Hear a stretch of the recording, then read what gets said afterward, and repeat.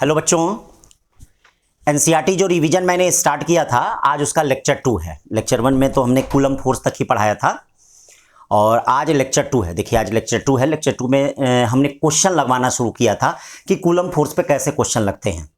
तो कुछ क्वेश्चन तो एक दो बता दिया था, बाकी बचा हुआ था। और फिर उसके बाद हमको क्या है, इलेक्ट्रिक फील्ड स्टार्ट करना है। तो क्वेश्चन लगवा दिया जाए तो फिर इलेक्ट्रिक फील्ड स्टार्ट किया जाए। आओ भाई देखो, नीट के कुछ क्वेश्चन लेक्चर 2 एनसीईआरटी रिवीजन का लेक्चर 2। लेक्चर 2 में कूलम्स लॉ। आज का लेक्चर क्या है भैया? कूलम्स लॉ है। कूलम्स लॉ है टू आइडेंटिकल। अब देखिए इसमें क्या क्या है, क्वेश्चन कैसे कैसे क्या कर रहा है। तो पहले क्वेश्चन देख लिया जाए भैया, ठीक है। क्वेश्चन देख लिया जाए तब जाके आगे चला जाए। कर रहा है कि two identical charge sphere suspended from a common point. ये देखिए दो आइडेंटिकल चार्ज हैं, एक कॉमन पॉइंट से बच्चों ये क्या है, सस्पेंडेड है। इस तरह से देखो ये लटके हुए हैं, लटके हुए हैं। इनके बीच का डिस्टेंस मान लेते हैं d, वैसे x माना है, d माना है, हम x मान लेते हैं। ये इनका लेंथ l है और इस तरह से देखिए ये क्या होगा, एंगल थीटा होगा। ये तो एंगल थीटा होगा, ठीक। कहा जा रहा है कि charge begins to leak from the both sphere. ये देखिएगा नीट का क्वेश्चन है 2016 का। Charge begins to leak from the both sphere at constant rate. तो ये बताओ, जब चार्ज लीक करेगा तो इनके बीच का रिपल्सिव फोर्स घटेगा नहीं, और जब रिपल्सिव फोर्स घटेगा तो दोनों ये चार्ज बॉब एक दूसरे के नजदीक आएंगे। तो वही कह रहा कि वेलोसिटी और एक्स में क्या रिलेशन है। तो इसके लिए सबसे पहले हम इक्विलिब्रियम कंडीशन में जरा इसका टेन थीटा देख लेते हैं। तो ये बताओ, ये तो चीजें फिक्स हैं, किसका mg ऐसे लगेगा, टेंशन कैसे लगेगा, ये लगेगा, रिपल्सिव फोर्स f लगेगा। t को दो कंपोनेंट में रिजॉल्व करेंगे तो ये देखो t cos थीटा आएगा, ये वाला क्या आएगा, t sin थीटा आएगा। इक्विलिब्रियम कंडीशन में t sin थीटा किसके इक्वल होगा, ये बताओ। t sin थीटा के क्यू स्क्वायर अपॉन कितना, एक्स स्क्वायर के इक्वल होगा। और t cos थीटा किसके इक्वल होगा, ये बताओ, mg के। तो एक चीज तो पक्का हो गया कि इक्विलिब्रियम कंडीशन में tan थीटा जो हो गया वह कितना हो गया, Q square upon 4 pi epsilon nought x square mg। एक शॉर्टकट में आप हमेशा ध्यान रखें कि जब भी कोई चार्ज का सस्पेंडेड का केस आता है तो इसको आप याद भी किए रहिए। हाँ, ये वाला कॉन्सेप्ट कि अगर चार्ज सस्पेंडेड है, लटका हुआ है, तो tan थीटा इक्वल टू क्या होगा, Q square upon 4 pi epsilon nought x square mg। याद किए रहिए। इससे देखिएगा जितने वैरायटी के क्वेश्चन बनेंगे ना वो सब हो जाएंगे। सस्पेंडेड चार्ज है तो इक्विलिब्रियम कंडीशन में tan थीटा इक्वल टू बोलो Q square upon 4 pi epsilon nought x square क्या, mg। इसको याद भी किए रहो। अब यहां पे क्या कर रहा है, d बहुत छोटा है, तो d बहुत छोटा है तो theta is very small. Theta अगर बहुत छोटा होगा तो ये डिस्टेंस बताइए x/2 हो जाएगा, और थीटा इज वेरी स्मॉल तो ये क्या होगा, ये होगा यल स्क्वायर माइनस एक्स स्क्वायर, मतलब ये आपका यल के लगभग ये भी हो जाएगा। तो tan थीटा कितना हो जाएगा, x/2l और Q square upon 4 pi epsilon nought x square mg। अब हम q, बाकी देखिए सब कांस्टेंट है। q और जरा x में रिलेशन देखते हैं, तो q और x में रिलेशन क्या हो जाएगा, Q square directly proportional to कितना हो जाएगा, एक्स क्यूब। ये देखिए क्यू स्क्वायर, बाकी सब एम जी 4 पाई सब कांस्टेंट है। Q square directly proportional to कितना हो गया, एक्स क्यूब हो गया। या क्यू डायरेक्टली प्रोपोर्शनल टू कितना हो गया, एक्स पे 3/2। देख रहे हो सस्पेंशन केस में Q directly proportional to x पे 3/2। ठीक, अब इसको मिटाते हैं, देख लेते हैं फिर आगे। यानी क्यू डायरेक्टली प्रोपोर्शनल टू कितना आ रहा है, एक्स पे 3 कितना आ रहा है, 2 आ रहा है। अब बताइए चार्ज का रेट, चार्ज का रेट कितना हो जाएगा। रेट निकालने के लिए क्या करते हैं, dq/dt directly proportional to d/dt, d/dt x पे 3/2। अब देखिए dq/dt क्या हो जाएगा, बोलो भाई। डायरेक्टली प्रोपोर्शनल टू 3/2 एक्स पे 1/2 और dx/dt। ये बोलो dx/dt को क्या कहते हैं, वेलोसिटी कहते हैं। सब कांस्टेंट, यानी v एक्स पे हाफ इक्वल टू कांस्टेंट, या v directly proportional to x पे -हाफ। इसका मतलब velocity directly proportional to x पे कौन सा हो गया, -हाफ। ये नीट 2016 का आया हुआ क्वेश्चन है, फर्स्ट वाला। अब आओ दूसरे क्वेश्चन में चलते हैं। देखो ये भी नीट में आया है, उसी कॉन्सेप्ट पे है। मैंने अभी कहा कि जब भी सस्पेंडेड चार्ज वाला केस आए तो इक्विलिब्रियम कंडीशन में एक चीज याद किया अगर हो, tan theta equal to Q square upon 4 pi epsilon nought x square mg। इसको याद किए रहिए, tan theta equal to Q square upon 4 pi epsilon nought x square mg। मतलब इसको याद किए रहे आप लोग, ये थीटा। तो कहा यह जा रहा है इस क्वेश्चन में, two pithball carrying equal charge suspended from a common point. चलिए अच्छी बात है। करा सस्पेंशन पॉइंट अब नीचे आ गया, ये देखो y/2, तो अब इनके बीच का नया डिस्टेंस क्या होगा, ठीक है देख लीजिए। तो पहले केस में क्या हो जाएगा, tan थीटा इक्वल टू क्या हो जाएगा, ये देखिए क्यू स्क्वायर अपॉन हमने कहा कि 4 pi epsilon nought x square M G, इसको याद, एक्स नहीं है आर है तो आर याद करिए, आर स्क्वायर एम जी याद किए रहिए। टेन थीटा क्या है भैया, टेन थीटा देख लीजिए, टेन थीटा यहाँ पे क्या है, टेन थीटा क्या होगा r/2 हो जाएगा और ये y हो जाएगा। टेन थीटा कितना हो गया, ठीक है टेन थीटा हो जाएगा, या उसको भी अभी चेंज कर लीजिए, सेट कर लीजिए, तो क्या हो जाएगा वहां देखिए कितना हो जाएगा, उसके लिए टेन थीटा डैश, चार्ज में तो कोई चेंज नहीं हो रहा, मान लो यहाँ पे एंगल थीटा डैश होगा। क्यों थीटा डैश होगा, क्योंकि डिस्टेंस दोनों चार्ज बीम के बीच का, सॉरी दोनों चार्ज के बीच का डिस्टेंस चेंज हुआ है, इसीलिए यहाँ पे ये क्या होगा, थीटा डैश होगा। तो tan theta dash equal to ये देखिए Q square upon 4 pi epsilon nought, और ये देखिए आर डैश का स्क्वायर एम जी हो गया। अब एक काम करिए, दोनों को डिवाइड कर दीजिए, कटा कटा कटा कटा कटा कटा, तो ये बताइए tan theta upon tan theta dash equal to R dash का स्क्वायर अपॉन कितना हो गया, आर स्क्वायर। टेन थीटा कितना है भैया, परपेंडिकुलर अपॉन बेस, परपेंडिकुलर, ये देखिए परपेंडिकुलर अपॉन क्या, बेस, यानी आर अपॉन कितना 2y। टेन थीटा डैश कितना हो जाएगा, आर डैश अपॉन 2 और y/2, ठीक है भाई, तो ये चीज़ ध्यान दीजिएगा, y/2, आर डैश भी अपॉन 2 होगा, y/2 भी होगा, y/2 भी होगा, तो y/2 होगा, ये 2 से 2 कट जाएगा, y कट जाएगा, यानी इसका और ये कितना हो जाएगा, ये देखिए आर डैश अपॉन आर का स्क्वायर, यहाँ करेंगे आर डैश का आर में मल्टीप्लाई होगा तो कितना हो जाएगा 2r डैश क्यूब, और ये इसका मल्टीप्लाई होगा तो ये r क्यूब, यानी r डैश इक्वल टू क्या होगा, r अपॉन 2 पे 1/3, और r पे 2 अपॉन 1/3 का मतलब कितना हो जाएगा, है कोई ऑप्शन, डी वाला ऑप्शन है, कौन सा बच्चा, डी। तो नीट 2013 का क्वेश्चन था, सिर्फ कूलम्स लॉ पे बेस्ड है। मैंने कहा कि भैया हल्का सा एनसीईआरटी को एक्सप्लेन करना है, इसको जरूर ध्यान दीजिए बच्चों, एनसीईआरटी को हल्का सा एक्सप्लेन करके उससे रिलेटेड जितने नीट के जितने एनसीईआरटी के क्वेश्चन हैं, अभी थोड़ी स्पीड हुआ है, अभी बढ़ाएंगे लेक्चर, इसका टाइम बढ़ाएंगे, ठीक है, ताकि आप रिवीजन आसानी से कर सकें जिन बच्चों को दिक्कत हो रही है। बाकी जो बच्चे अपना अच्छा कर रहे हैं वो तो अच्छा करते हैं भैया, ठीक है, वो जैसे कर रहे हैं उनको किसी को भी क्या है गुरु बनाने की ज़रूरत नहीं है भाई, जो नहीं अच्छा कर पा रहे हैं भाई गुरु बनाएं, गुरु बनाने का मतलब ध्यान से देखें उसको, और जो अपने से कर रहे हैं कोई बात नहीं है, करें। 2 positive charge each carrying charge Q, देखिए 2 पॉजिटिव चार्ज हैं, प्रत्येक के पास चार्ज कितना है, क्यू है, डिस्टेंस उनके बीच का कितना है, डी, तो बोलो उनके बीच का फोर्स कितना होगा, 1/4 pi epsilon not, Coulomb's law जानते हो, क्यू स्क्वायर बाई कितना हो जाएगा, डी स्क्वायर, ये देखिए क्यू स्क्वायर बाई कितना हो जाएगा, D square. Number of missing electron निकालना है, तो क्यू इक्वल टू क्या होता है बेटा, क्यू इक्वल टू बोलिए, F equal to 1/4 pi epsilon nought, Q की वैल्यू कितनी होती है, ये देखिए N square E square upon D square, ये होता क्यू इक्वल टू एन, तो एन इक्वल टू कितना हो जाएगा, देख लीजिए एन इक्वल टू क्या हो जाएगा, रूट में F 4 pi epsilon not D square upon कितना हो जाएगा, ई स्क्वायर। अब भाई कोई option 4 pi epsilon not F D square upon E square, यानी सी वाला ऑप्शन है, कौन सा है, सी वाला ऑप्शन है, ठीक। तो ये आपका नीट का क्वेश्चन हो गया। फिर देखिए नीट 1999 का क्वेश्चन है, when air is the replaced by dielectric medium of constant K, the maximum force of attraction between 2 charge separate by, तो इसका मतलब आप जानते हैं कि फोर्स क्या हो जाता है, एफ इक्वल टू बोलो 1/4 पाई एप्सिलॉन नॉट के Q1 Q2 upon R square, यानी फोर्स क्या होगा, के टाइम्स डिक्रीज करेगा, यानी डिक्रीज के टाइम्स, डिक्रीज क्या, के टाइम्स। ये आपका हो गया 1999 का क्वेश्चन। 2 चार्ज हैं क्यू, कराए अगर इनके बीच में चार्ज को रखा जाए तो कहाँ रखा जाए कि सिस्टम इक्विलिब्रियम में रहे, मतलब कितनी वैल्यू होगी। तो इसके लिए जैसे मान लीजिए कोई भी चार्ज Q1 और Q2 है, इनके बीच में एक चार्ज रखा जाए, इस चार्ज की क्या वैल्यू होगी सिस्टम इक्विलिब्रियम में होगा, तो इसको याद की रही है -Q1 Q2 अपॉन बोलिए √Q1 प्लस √Q2 का होल स्क्वायर। चाहे तो आप इक्विलिब्रियम ऑफ फोर्स से भी कर सकते हैं या इसको याद भी कर सकते हैं, -Q1 Q2 upon √Q1 plus Q2 का होल स्क्वायर, या -Q बाई कितना हो जाएगा, ये 4। बहुत इंपॉर्टेंट क्वेश्चन है, रिपीट कर सकता है, ठीक। फिर देखिए नेक्स्ट क्वेश्चन क्या करा है, point charge +Q -Q +Q kept at x axis, then कौन सा होगा, किस इक्विलिब्रियम में होंगे। तो ये बताइए इक्विलिब्रियम 4Q क्या दिया है, -Q दिया है, और ये देखिए +4Q दिया है, करा किस प्रकार के इक्विलिब्रियम में होंगे। तो एक बात याद रखिएगा, स्टेबल इक्विलिब्रियम का मतलब क्या, फोर्स लगाएं तो बॉडी अपने मीन पोजीशन से हट जाए, और बॉडी अगर अपने से ओरिजिनल पोजीशन में आ जाए तो उसको स्टेबल इक्विलिब्रियम कहते हैं। और अनस्टेबल का मतलब होता है जिस डायरेक्शन में फोर्स लगाएं उसी डायरेक्शन में बॉडी चली जाए, उसको अनस्टेबल इक्विलिब्रियम कहते हैं।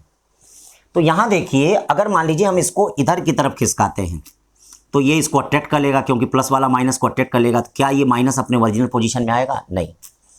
इसको इधर खिसकाते हैं तो ये फिर इसको अट्रैक्ट कर लेगा। क्या माइनस वाला अपने ओरिजिनल पोजीशन में आएगा? नहीं। इसका मतलब all charge in unstable equilibrium, इसका मतलब सारे उसी तरह। +4 क्यूब भी चेक कर लीजिए, इधर खिसकाएंगे इधर चला जाएगा, इधर खिसकाएंगे इधर चला जाएगा।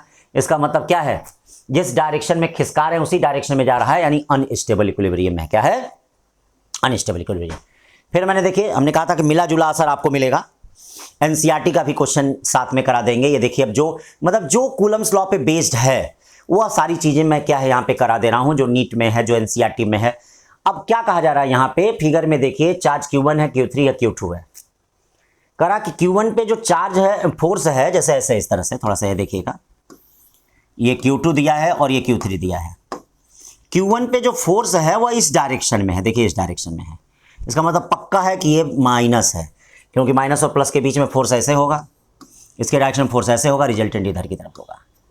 करा कि एक चार्ज x, 0 पे रख दिया जा रहा है। कौन रखा दिया जा रहा है भैया? x, 0 पे Q। तो क्या होगा? तो अब ये बताइए, अगर ये माइनस है ये प्लस है तो इसके कारण इस पे फोर्स कैसे होगा? अट्रैक्टिव होगा, यानी F1 और F2 दोनों सेम डायरेक्शन में होंगे। तो अगर F1 और F2 दोनों सेम डायरेक्शन में होंगे तो इसका मतलब इनका फोर्स क्या होगा? इंक्रीज कर जाएगा, यानी shall increase along the positive x axis, positive x axis. फिर आइए देखिए, एनसीईआरटी एग्जांपल प्रॉब्लम है 11.1.13। एक पॉजिटिव चार्ज है Q uniformly distributed along the circular ring of radius K, radius R है। Small test charge Q the placed at the centre. तो कौन कौन सा इसमें ऑप्शन सही है? करा Q इज ग्रेटर देन 0, इसका मतलब displace away from centre in the plane of ring. तो Q ग्रेटर देन 0, तो देख लेते हैं पहला क्या कर रहा है। अगर मान लीजिए ये प्लस है, ये प्लस है, Q ग्रेटर देन 0, इसका मतलब ये भी प्लस होगा। इसको इधर शिफ्ट करेंगे तो क्या ये फिर इधर जाएगा? नहीं, इसको प्लस धक्का देके फिर अपने ओरिजिनल पोजीशन में भेज देगा। तो क्या कर रहा है? Q greater than 0, plane of it will be pushed back towards the centre. सही बात कर रहा है कि जो ये प्लस वाले को प्लस के पास भेजेंगे तो ये प्लस वाला इसको फिर यहां भेज देगा। इसका मतलब पहला ऑप्शन सही है बच्चा। दूसरा ऑप्शन कर रहा है Q less than 0। Q less than 0 का मतलब Q माइनस है। Q क्या है? तो Q माइनस है, तो करा जब माइनस वाले को खिसकाओगे तो प्लस वाले से जाके चिपक जाएगा। तो क्या फिर अपने ओरिजिनल पोजीशन में आएगा? नहीं आएगा। इसका मतलब ये भी सही है। सी करा Q less than 0, it will perform SHM for small displacement along the axis. ये देखिए एक्सिस पे, मतलब ये इस पे प्लस चार्ज है, और अगर Q लेस देन 0 या माइनस Q है, तो माइनस Q है तो ये बताइए इस पे फोर्स किधर की तरफ होगा? इधर की तरफ होगा। तो जब फोर्स इधर की तरफ होगा तो क्या इसकी मीन पोजीशन के इधर उधर डिस्प्लेस करेगा कि नहीं? इसका मतलब सी भी सही है। D, Q eight the centre of ring, Q greater than 0, unstable equilibrium. अगर Q ग्रेटर देन 0 है तो प्लस है, तो ये अनस्टेबल नहीं स्टेबल इक्विलिब्रियम में आ रहा है। एनसीईआरटी एग्जाम्पलर में इसका आंसर गलत दिया है, इसलिए डी वाले को इसको क्या है? सही कर लीजिएगा। मतलब उसमें चारों गलत दिया, चारों सही दिया है, चारों सही दिया है, तो डी लेकिन गलत है इसमें। अब आइए टू चार्ज, ये भी एनसीईआरटी एग्जाम्पलर का प्रॉब्लम है। Q और -3Q। अब देखिए सब टेस्ट में भी दे रहे हैं, जैसे आज ही टेस्ट लिया है तो देखिए आज के टेस्ट में भी ये पेपर है, सब मिला जुला पेपर है। आपको बस टेस्ट दीजिए, उससे बेस्ट कुछ नहीं है, टेस्ट से बेस्ट कुछ नहीं है, ये ध्यान दीजिए, ठीक है। सब पढ़ाई एक तरफ, टेस्ट एक तरफ, सब टेस्ट भारी हो जाएगा उस पर, नहीं होता जैसे आपने देखा है। आप टेस्ट केवल देखिए उसके बाद कमाल। 7 मई को क्या है, 3 घंटे के अंदर, 2.5 घंटे में पेपर सारा आप खत्म कर लेंगे। खत्म नहीं कर लेंगे, अच्छे से खत्म कर लेंगे, रैंक वाला पेपर। अब देखिए करा Q -2Q, करा 2Q को कहाँ रखा जाए कि इस पर कोई भी फोर्स एक्सपीरियंस ना हो। तो बच्चों मैंने आपको बताया है कि अगर एक चार्ज Q1 हो और एक चार्ज -Q2 हो तो इक्विलिब्रियम कहाँ मिलता? बाहर मिलता है, टुवर्ड्स लेस मैग्नीट्यूड। मान लीजिए इसका मैग्नीट्यूड कम होगा तो x की वैल्यू हमने बोला था √Q1D अपॉन, और ये देखिए mod value √Q2 minus √Q1, ये बोला था मैंने। तो ये देखिए मान लीजिए ये Q है और ये क्या है? -3Q है। तो ये बताइए √Q1 कितना है? √Q1 कितना हो गया? √Q हो गया, D हो गया, ये क्या हो गया? √3Q हो गया, मॉड वैल्यू √Q। इसका मतलब D अपॉन √3 - 1। हम क्या करते हैं, √3 + 1 से ऊपर नीचे मल्टीप्लाई कर देते हैं। चलिए भाई √3 + 1 से, ठीक है, चूंकि ऑप्शन लाने के लिए तो कर दिया। तो ये देखिए D/2 और √3 + 1 हो गया, ठीक है भाई, इसका आंसर दिया ही है। d/2 1 + √3। एनसीईआरटी एग्जाम्पलर का क्वेश्चन है। फिर आइए देखिए 1.30 क्या कर रहा है। एनसीईआरटी एग्जाम्पलर का क्वेश्चन है। सब एक एक क्वेश्चन को करना है, एक क्वेश्चन भी नहीं छोड़ना है।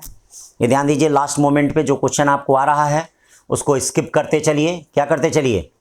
हाँ, उड़ाते चलिए, ठीक है। जो नहीं आ रहा उसको ध्यान देते चलिए भाई, यही रिवीजन का मतलब है। 2 charge minus q each are fixed at a separate by distance 2d. A third charge q of mass m placed at the midpoint of slightly x less than d, perpendicular to line joining the two fixed charge. Show that q will perform SHM oscillation of time period. इतना तो इसको इस तरह का थोड़ा सा बना लें। ये माइनस क्यू है, ये माइनस क्यू है, जैसे कर लें सब सही है।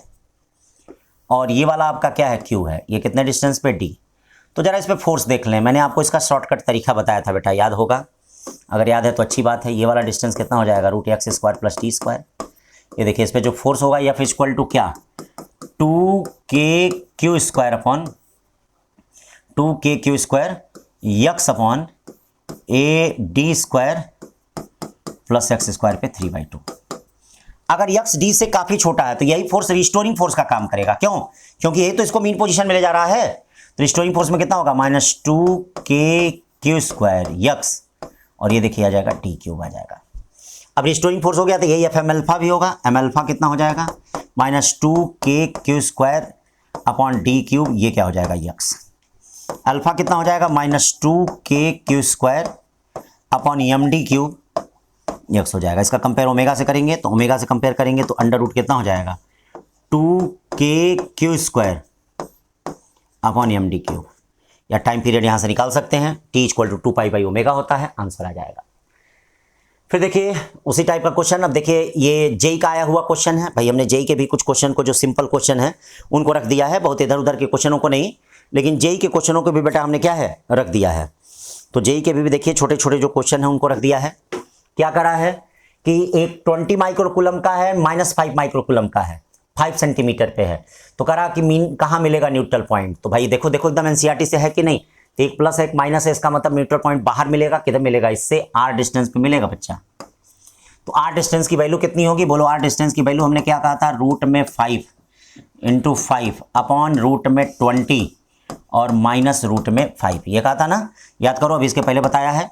अब √5 कॉमन ले लेंगे तो 5 अपॉन कितना हो जाएगा? 4। 4 का मतलब 2 में से 1, यानी 5 सेंटीमीटर। ये from -5 microcoulomb on right side. यहां देखो क्या करा है? Certain charge Q divide in 2 part. करा है कि इनके बीच मैक्सिमम फोर्स लगेगा। तो याद रखिएगा, मैक्सिमम फोर्स के लिए क्या हो जाएगा? dF/dq = क्या हो जाएगा? 0। और जब सॉल्व करेंगे तो Q की वैल्यू कितनी आ जाएगी? Q/2। तो इसकी याद रखें, चाहे ग्रेविटेशन चैप्टर हो चाहे इलेक्ट्रोस्टैटिक चैप्टर हो, किसी भी चार्ज या किसी मास को 2 बराबर टुकड़ों में अगर तोड़ देते हैं तो उनके बीच मैक्सिमम फोर्स लगेगा। उनके बीच क्या लगेगा? मैक्सिमम फोर्स लगेगा। ये वाला ऑप्शन कौन सा हो जाएगा? यानी Q की वैल्यू क्या हो जाएगी? Q/2। Q/2 का मतलब ए वाला ऑप्शन होगा। अब ये गलती मत कर देना, ठीक। अब देखिए क्वेश्चन, ये बड़ा अच्छा क्वेश्चन है, बड़ा प्यारा क्वेश्चन है। जेई में 3-4 बार पूछा जा गया है। नीट में कभी न कभी जरूर रिपीट करेगा, कभी न कभी जरूर रिपीट करेगा। ध्यान देना। करा कि 2 आइडेंटिकल कंडक्टिंग स्फीयर हैं। देखो, एक स्फीयर ए दिया है, एक स्फीयर बी दिया है। इन पे चार्ज कितना दिया है? क्यू दिया। इन पे चार्ज क्यू दिया। और सी वाला देखिएगा बिना चार्ज के है, सी वाला बिना चार्ज के है। तो करा इनके बीच फोर्स कितना होगा? देख लो, इनके बीच फोर्स क्या होगा? kq² अपॉन कितना होगा? r²। अब करा ये इससे टच कर रहा है, तो जब इससे टच करेगा तो भैया चार्ज इस पे कितना हो जाएगा? q/2। और जब इस पे q/2 आ गया, अब इसके साथ टच करेगा तो चार्ज एवरेज हो जाएगा। कितना हो जाएगा? 3q/4 हो जाएगा। अब F' नया फोर्स कितना होगा? kq/2 3q/4 upon r²। दोनों को डिवाइड कर दें। अगर दोनों को डिवाइड कर दें तो कितना आ जाएगा? 3F/8 आएगा। कितना आएगा? 3F/8। फिर देखिए अगला क्वेश्चन। 2 आइडेंटिकल चार्ज हैं। कहा जा रहा कि इनको किसी मीडियम में सस्पेंड कर रहे हैं, लटके हुए हैं। थीटा अगर रिमेंस कांस्टेंट है तो डाइलेक्ट्रिक कांस्टेंट की वैल्यू बताइए। तो ये बताइए, अभी हमने कहा कि सस्पेंडेड चार्ज के लिए ये याद की रहिएगा, tan θ = q² अपॉन कितना? 4πε0 x² mg। अब जब किसी लिक्विड में डुबा रहे हैं तो ये क्या हो जा रहा है? ये देखिए tan θ, इसमें कोई चेंज नहीं है। ε0 के बगल में क्या जा रहा है? ये देखिए ε0 के बगल में क्या जा रहा है? k। ठीक है, एक्स स्क्वायर। वेट क्या हो जाएगा, किसी भी लिक्विड में डुबाएंगे तो 1 माइनस सिग्मा बाई क्या होगा, रो। दोनों को डिवाइड कर दीजिए तो क्या है, के इक्वल टू क्या आएगा, rho upon rho minus sigma. तो rho upon rho minus sigma, rho की वैल्यू दी गई है, रो क्या है, डेंसिटी बॉडी रो है, और लिक्विड की डेंसिटी कितनी है, सिग्मा। इसको रखते हैं तो आंसर कितना आएगा, डी आएगा। कितना आएगा, डी आएगा। फिर देखिए अगला question, A charge cube placed at the each of opposite corner of square, opposite corner of square, A charge cube the placed at each of opposite corner, the net electrostatic force at Q 0। मतलब क्या कर रहा है, ये देखिए यहाँ पर Q charge है, ठीक है, यहाँ पे क्यू चार्ज है, यहाँ पे कैपिटल क्यू है, यहाँ पे कैपिटल क्यू है। किसी कैपिटल क्यू पे नेट फोर्स 0 है, तो देख लो कैसे कैसे फोर्स होगा। मान लो ये आर है, ये कितना हो जाएगा, r√2। तो बताओ ये फोर्स कितना होगा, F1 इक्वल टू कितना हो जाएगा, के क्यू अपॉन कितना, r का स्क्वायर। क्यू ये कितना हो जाएगा, ये देखो F2 इक्वल टू के क्यू अपॉन कितना, r का स्क्वायर। रिजल्टेंट ये हो गया।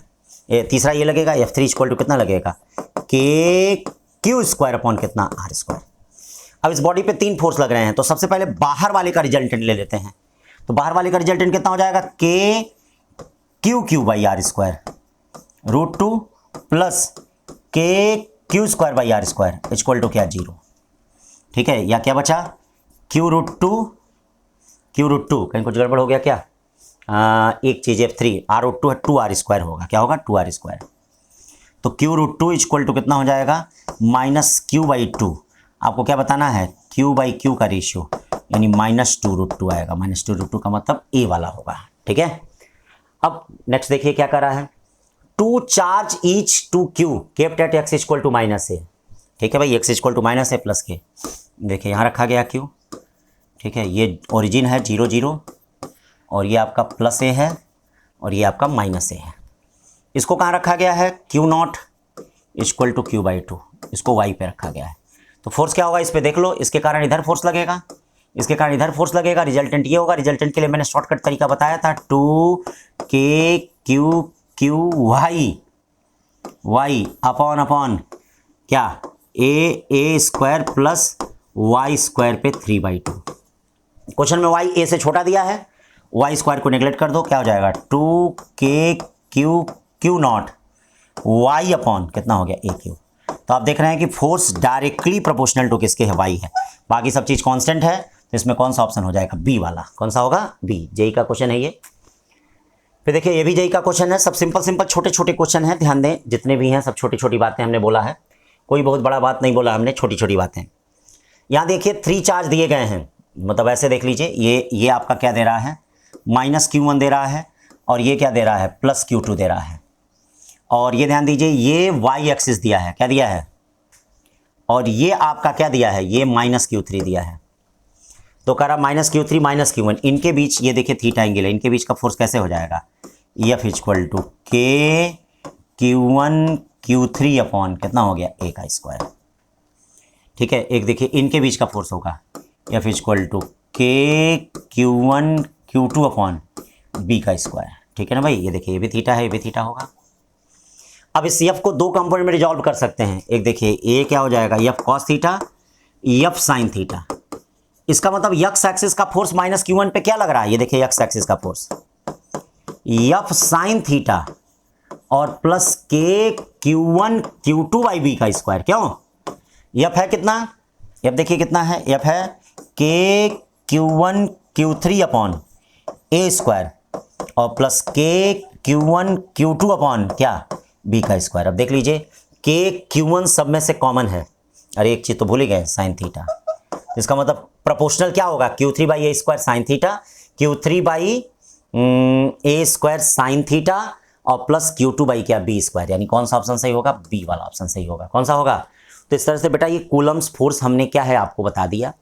जैसे हमने बताया, जो आपको आ रहा होगा ठीक है, जो नहीं आ रहा होगा उसको देख लीजिए, बाकी स्किप कर दीजिए। अब अगले लेक्चर 3 में हम लोग मिलेंगे इलेक्ट्रिक फील्ड को लेकर, और पूरा इलेक्ट्रिक फील्ड, इलेक्ट्रिक पोटेंशियल का मतलब एक लंबा जो भी होगा 1 घंटे 1.5 घंटे तक, उसको जल्दी से रिवाइज करने की कोशिश करेंगे, जल्दी से पैकअप करने की कोशिश करेंगे। ठीक है, थैंक यू बच्चों।